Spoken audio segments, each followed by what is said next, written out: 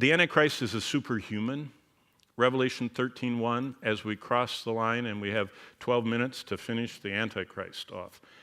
Number one, he's super intelligent. Remember, Satan is the most powerful, the most brilliant, the most everything creature God ever made.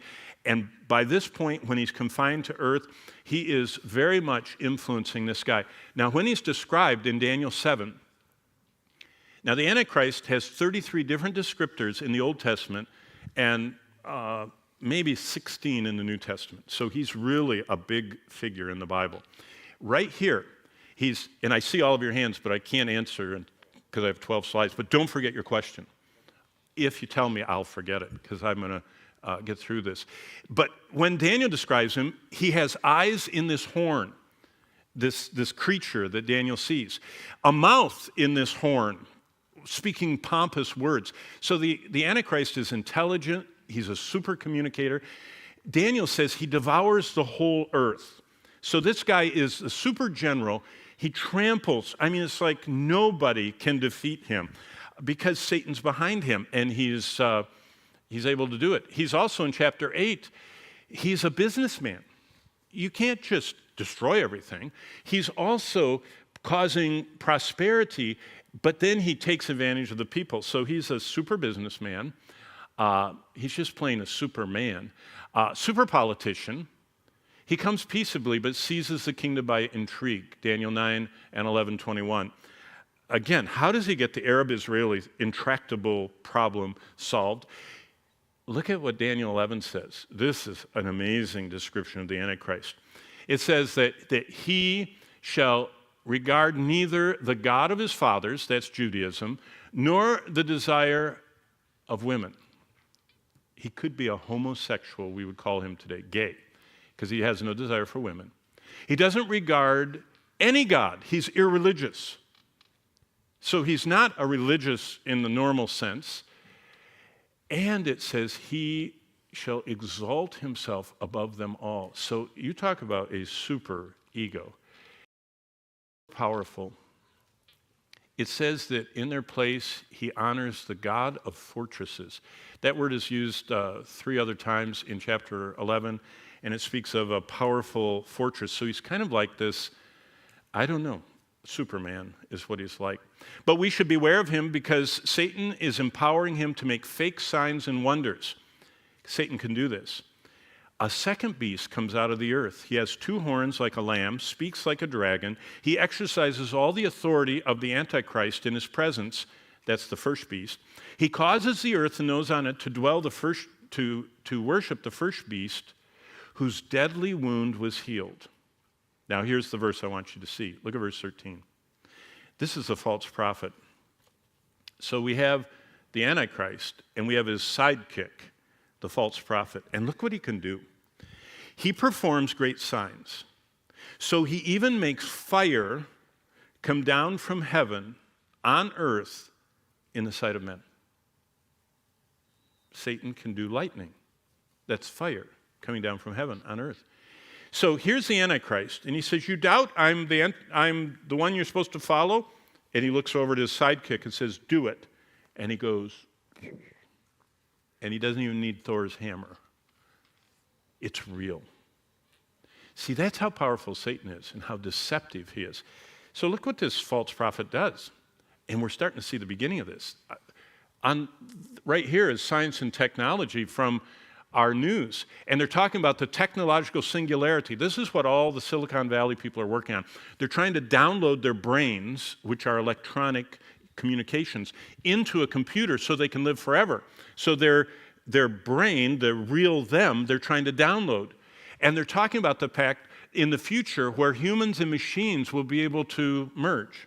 Now, we've already seen that in movies. Well, I haven't, but many people have. You know, Arnold Schwarzenegger was the original Terminator, right? And he came from a different time and was killing people in the past or something, I don't know.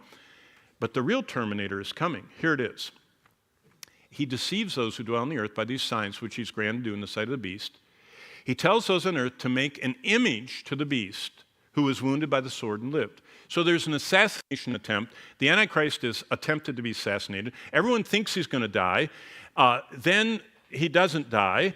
And so he lives, and he was granted power, this is the false prophet, to give breath to the image, that's the idol or robot or whatever they make in the image of the Antichrist, give breath to the image of the beast, that the image of the beast can speak and cause everybody who won't worship the image of the beast to be killed. That is a terminator. That's a real terminator. Have you ever thought what it would be if you get Satan and artificial intelligence inside of a robot? That's a terminator. And that's what enforces the 666 thing. This creature, this terminator thing, has all the database of everybody, and he just goes around the world scanning and says, nope, you don't have the mark, nope, you don't have the mark, kill you, kill you, kill you. And that's horrible. And that's coming. So the people line up to get the mark. They want to receive it. They don't want the terminator beast to get them. And so he causes all, both small and great, rich and poor, free and slave, to receive a mark on their right hand or their foreheads, that no one may buy or sell except the one who has the mark of the name of the beast or the number of his name. The mark of the beast is a chosen, visible mark or ID that happens then. It's not getting a Social Security number today. It's not your bank account. It's not your cell phone number.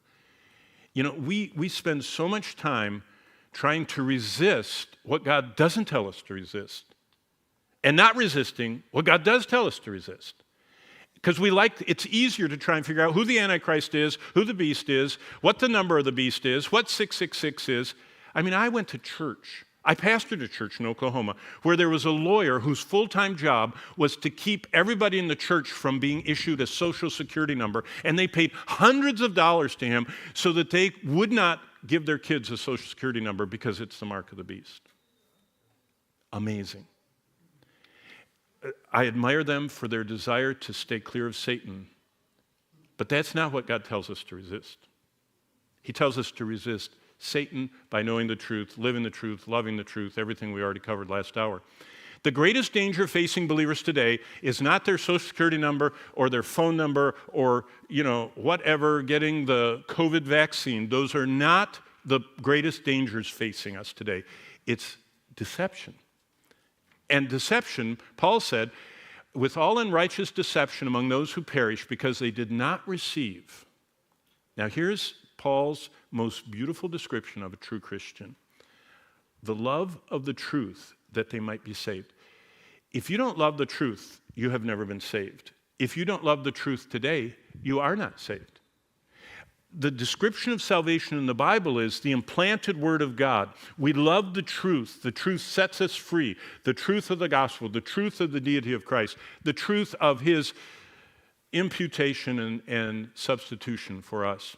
And for this reason, God sends them, the people who don't love the truth, who are not saved, who are deceived, strong delusion that they believe the lie. You see, people say, now this is another one I've heard, if you've ever heard the gospel before the rapture, you will not be able to be saved after the rapture. That's a terrible thing to tell someone. But yet that's something that they use in invitation times. They say, if the Lord comes tonight and you don't respond, you won't be able to respond later. Does the Bible say that? This is where they get it from. That does not say what you may have heard. This says that people who never receive the love of the truth, that they might be saved. This is after the rapture, by the way, quite a long ways after the rapture. They're still allowed to hear the truth. They're still allowed to respond to the truth, no matter how many times they've heard it.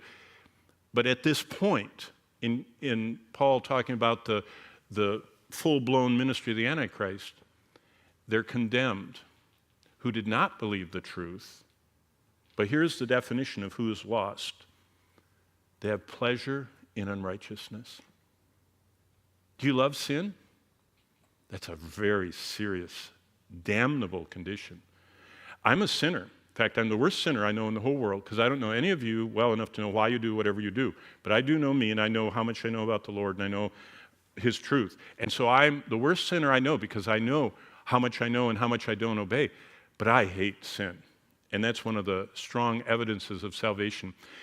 Basically, the Bible teaches, and we have 2 minutes left, an invasion from the pit. In the last days, during the last days, most people will be led astray by evil spirits, occult teaching. So how do you escape the mark of the beast? Right there. This I'll show you. That's a page in my Bible. I am forgiven. God has removed my debts, as it says in Ephesians 1. I am justified. God changed my state. Remember I showed you my little picture the first day we were here about dead in trespasses, sin. He redeemed us. He justifies us. He sanctifies us. I am justified. God lifted me up in my standing. I'm regenerated. I have a new heart. I am reconciled. God is my friend. I'm adopted into his family. I'm redeemed. That's when he grabbed me out of the slave market of sin. And I'm sanctified. The only protection against the mark of the beast is God's signature on our life. Remember? They're sealed. That means being born again. That means experiencing those doctrines.